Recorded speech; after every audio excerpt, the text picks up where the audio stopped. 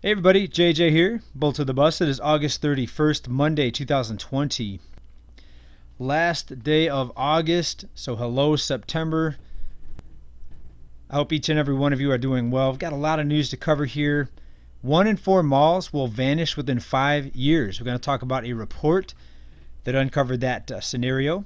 Ohio pension runs to gold. That's pretty major news. Food banks are still surging. We're going to talk about where it's happening. The broken V economic recovery, we're going to point to a chart that tells us exactly what's happening with the economy, the broken V. Let's go ahead and get started. Recent report right here out of chainstoreage.com. 25% of malls will be gone within the next 5 years. Now, before we get into the meat of this, let's just say that malls have been losing business and struggling now for many years. And we've been reporting about the retail apocalypse, about the store closures. And let's just go back in time a little bit. This is January 7th, 2020, long before the shutdown and the illness. Payments.com reported here, mall vacancy reaches 20-year high. So it is the Amazon effect. We know that Amazon and online shopping began to really eat into the retail sector. And in March there, you throw in an economic shutdown and a worldwide lockdown and infection panic, and you're going to have, of course, things get much, much worse. But back to the mall and the prediction that 1 in 4 malls are going to close within the next 5 years. All right, first of all, we have too many malls. Let's hear it from George Carlin. What does he think about the malls? Only a nation of unenlightened half-wits could have taken this beautiful place and turned it into what it is today, a shopping mall. That's all you got. That's all you've got here, folks. Mile after mile of mall after mall. Many, many malls. Major malls and mini malls. They put the mini malls in between the major malls. And in between the mini malls, they put the mini marts. And in between the mini marts, you got the car lots, gas stations, muffler shops, laundromats, cheap hotels, fast food joints, strip. Okay, you guys get the point. Gotta love George Carlin. Too many malls, I agree. Okay, but back to this report here. Core Site, which focuses on distributions between physical and digital retail, predicts that up to 25,000 stores will close by the end of 2020. That's going to be another new record. And more than half of those store closures will happen in malls. Within 5 years, this trend will spell an end for as many as 300 of the 1,200 malls currently operating in the United States, the report said. Now, this could be a little bit bittersweet for some people. I mean, I do like going to the mall, I must admit. It's a good place that a lot of people like to go to. If you can hold your wallet and not spend too much money, it's a good place to go walk around, get some exercise, maybe run into a few friends, you never know. And if you can avoid stuffing yourself at the food court, malls aren't all bad, but you got to admit we have too many malls. And let's be honest, if it weren't for all the debt that people have been given to throw around, a lot of these malls would have never popped up in the first place. And you throw in the combination of people shopping online now and millions of people now living on the edge of a financial cliff. It's going to be very interesting to see how many malls actually survive this. It could be more than 25% in my opinion. Let's talk about this report here. This is out of Kitco. Ohio pension fund jumps into gold market with 5% allocation. Growing uncertainty surging through global financial markets is helping to shine a spotlight on the gold market as more general investors and funds look for a safe haven. And this is the Ohio Police and Fire Pension Fund.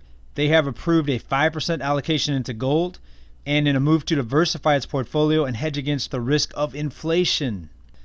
The fund currently holds about $16 billion in assets under management. The gold recommendation was made by the fund's investment consultant, Wilshire Associates. All right, now we've talked about this before. Pension funds are heavily reliant on the stock market. So now we're seeing this allocation into gold. Looks like a few investment advisors are kind of worried that we might be peaking in this stock market bubble. And now we even have pension funds looking to gold as a safe haven. So the writing's on the wall. If you're not already into some gold and silver, I'm not making any recommendations. I don't give advice, but you might want to think about doing some research on gold and silver investing. All right, let's talk about the quote-unquote V-shaped recovery that we are hearing a lot out of the current administration. And let's look at a chart and see if we can see any V anywhere in this chart. And this is the labor force participation rate for individuals in the U.S. aged 25 to 54. And if you look to the right here, we see the huge drop off. And if you want to call this maybe a broken V, well, it's a V-shaped recovery, but it's certainly not a complete V. You can call it a little V, but this is not a V-shaped recovery. So let's call this the broken V-shaped recovery, or whatever name you can think of. And we like to look at the labor force participation rate for this age range because it factors out younger individuals who are likely working part-time, and also older individuals who may be fully retired or semi-retired. And it's a good picture of what's really happening with the economy. So instead of using cherry-picked unemployment numbers, which we know are way off, take a look at the broken V right here. Like to show you pictures and evidence. Instead of just saying that there's no V-shaped recovery, there's your photo evidence right there in this chart. Folks, people are in a lot of trouble. And again, I'm afraid to see what's going to happen when the moratoriums on the evictions and the foreclosures are lifted, because some jobs may be coming back, but as you can see, most jobs are likely going to be gone for good. And until we start bringing some manufacturing back to this country, it's going to be very, very difficult, if not impossible, to ever see even a glimpse of an economic recovery. Right? Whoever thought it was a good idea to outsource manufacturing jobs over to Asia for decades and decades. Let's talk about the food banks. The food banks are still surging, and yet another sign that the economic recovery is a myth, and it's false and it's phony. Right? Giving out people stimulus checks and enhanced unemployment can make the economy appear to be stronger because more people are going to go out and spend, and you'll see a uptick in jobs with the new demand from the spending. But when the extra benefits get held back, what's going to happen? Well, those jobs that were gained back, they're just going to go again into the black hole. And this is out of sanfrancisco.cbslocal.com. People line up in record numbers at Alameda County Food Bank. In an excerpt out of this article right here, quote, "We've never seen anything like this in 35 years in business. Each one of these distributions is serving well over 1,000 cars." So again, he says they've never seen anything like this in 35 years, but yet, no, this is an economic recovery, right? Folks, fasten your seatbelts because we're just getting started in this game. I think we're in the early innings, maybe the second inning, maybe the third inning.